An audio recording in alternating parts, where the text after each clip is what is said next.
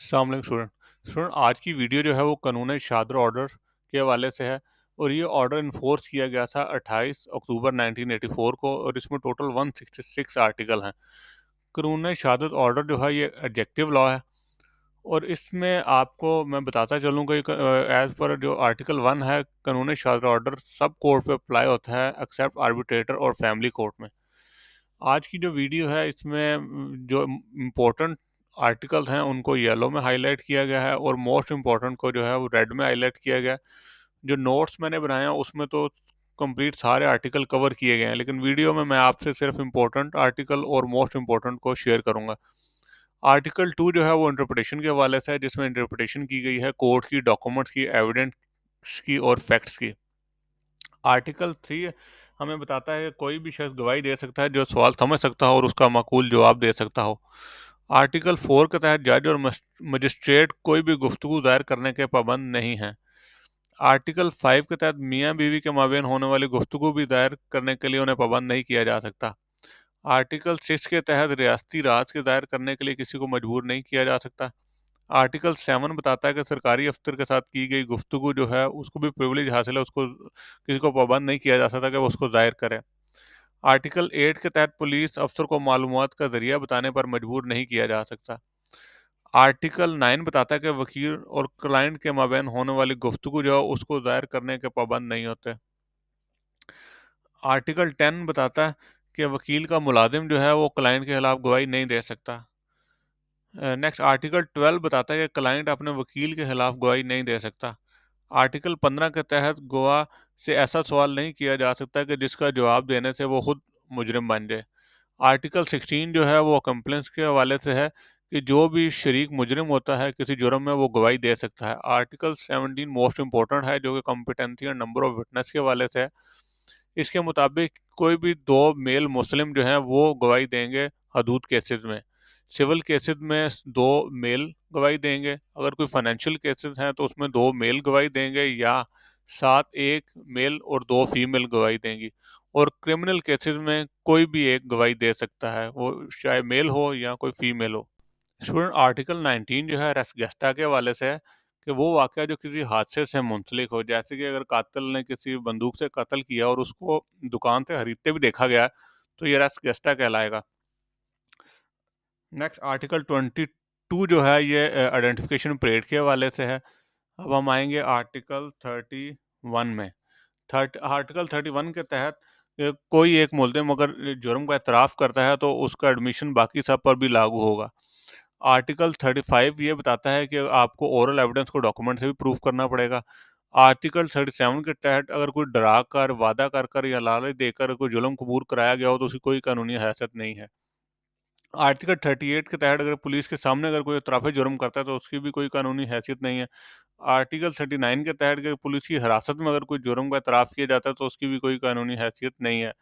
और आर्टिकल 41 बताता है अगर कोई इतराफ़ी जुर्म किया जाता है जिसमें ना तो डर शामिल है, ना ही कोई लालच दिया गया है, तो वो एडमिसिबल है। नेक्स्ट हम आएँगे आर्टिकल 41 पे। आर्टिकल 41 होगा आर्टिकल 44 पे। एक्यूज़ के बयान पे क्रॉस एग्जामिन भी किया जाएगा। आर्टिकल 45 मोस्ट इम्पोर्टेंट है, जो कि एस्टोपल के हवाले से। एस्टोपल से मुराद है कि कोई बयान देके उससे मुकरा नहीं जा सकता। और एस्टोपल की टोटल 7 काइंड्स हैं। आर्टिकल 46 जो है वो डाइंग डिक्लेरेशन और एक्सपर्ट ओपिनियन के हवाले से है। आर्टिकल 49 बताता है कि पब्लिक रिकॉर्ड जो है वो रेलेवेंट एविडेंस है। आर्टिकल 50 के तहत जो भी चार्ट होगा, कोई नक्शे होंगे, वो सब भी रेलेवेंट एविडेंस हैं। आर्टिकल 54 और 55 मोस्ट इम्पोर्टेंट है। आर्टिकल 54 जो है रेस्ट सब्जुडिस के हवाले से, अगर किसी अदालत में कोई केस चल रहा हो तो वो उसी नौयत का किसी दूसरी अदालत में केस नहीं चलाया जा सकता।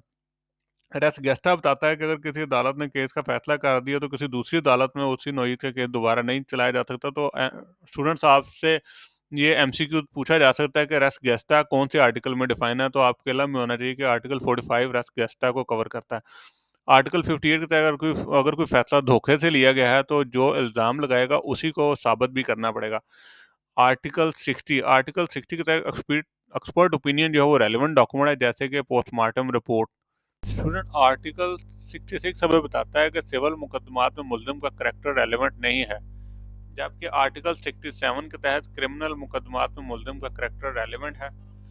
आर्टिकल 71 बताता है कि ज़बानी शहादत जो है वो हमेशा डायरेक्ट होनी चाहिए।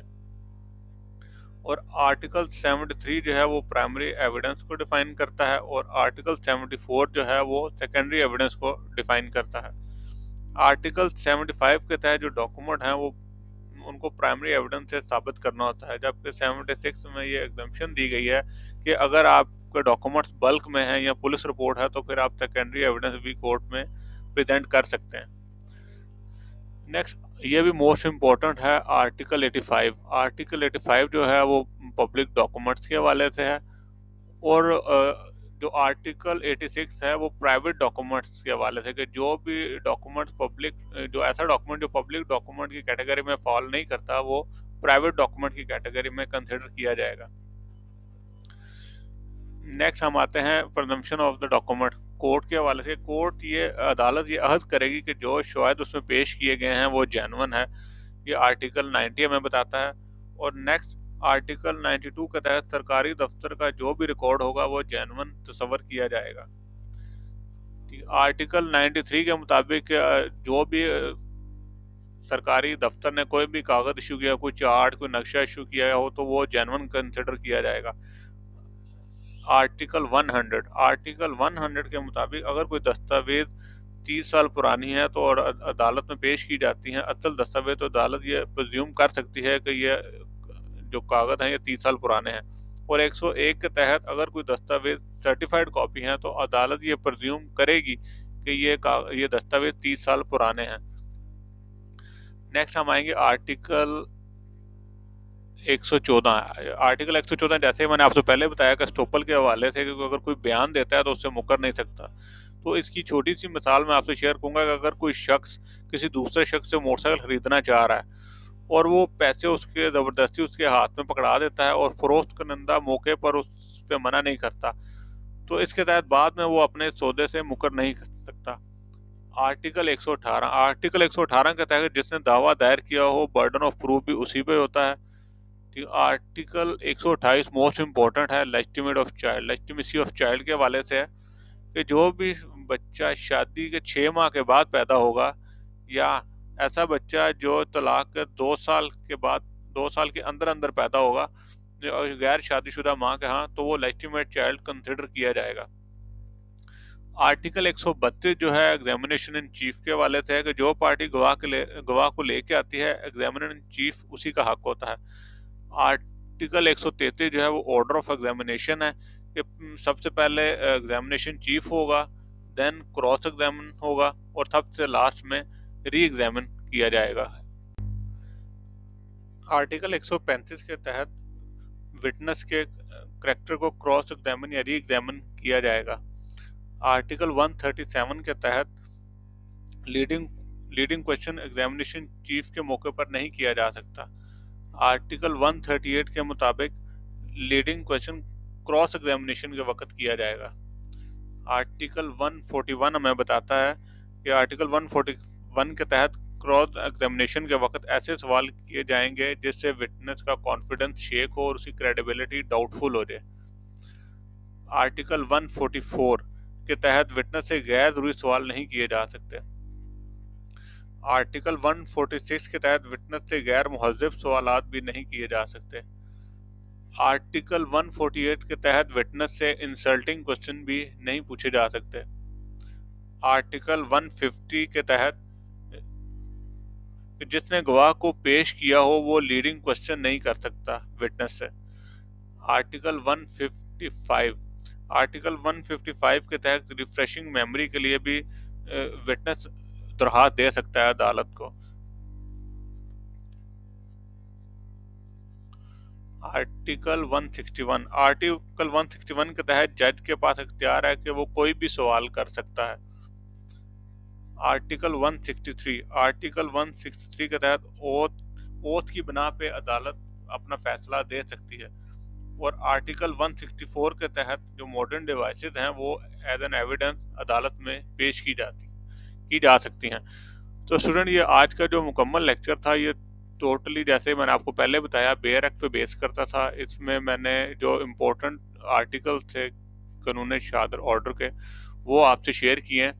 और जो तो ये इम्पोर्टेंट मैंने आपसे डिस्कस किए हैं, इनको तो आप स्पेशली इनको फोकस करें, और अदर देन जो बाकी जितने भी आर्टिकल हैं उनको भी एक दफ़ा आप गो थ्रू कर लें, ताकि उनके बारे में आपको एक थोड़ा आइडिया और उनके बारे में थोड़े से बैकग्राउंड का आइडिया हो जाए।